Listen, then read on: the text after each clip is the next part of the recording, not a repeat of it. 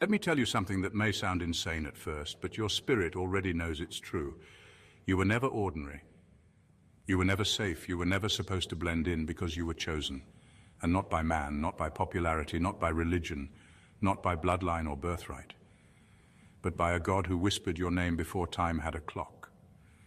While others were being formed, you were being forged. While they got blessings, you got battles. While they got platforms, you got pits. But here's the secret hell doesn't want you to know. The pit was never punishment, it was preparation. You weren't overlooked, you were hidden because chosen ones aren't put on display. They're put through fire because only those who've survived the furnace can carry the flame. See, there's a reason the enemy came for your mind early. A reason betrayal hit you harder than most. A reason you've been tired but still unbroken, crushed but never destroyed. Because there's something embedded in you that hell can't delete, a divine code that screams, untouchable, you were sealed. Before you ever lifted a prayer, before you ever fasted, before you ever repented, he sealed you with something hell can't reverse, an unbreakable assignment. And that's why the top demon himself can't touch you. He doesn't just see your wounds, he sees what you carry. That's why the attacks were never random. That's why the rejection wasn't a coincidence. That's why isolation became your best friend, because God wasn't punishing you. He was protecting what hasn't even been released yet. You're not under attack because you're weak. You're under attack because you're loaded.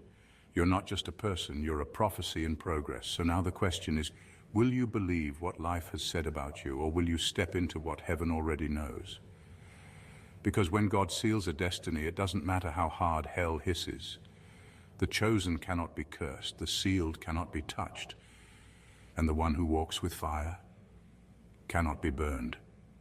Stay right here, because by the time you reach the end of this message, you'll understand why even the highest-ranking demon backed off when he saw you coming. Number one, you're not just protected, you're off limits.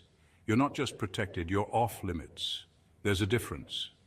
Protection means something is guarding you, but being off limits means even if the enemy gets close, he still can't touch you. There's a line drawn around your life, and it's not written in chalk, it's carved in divine authority.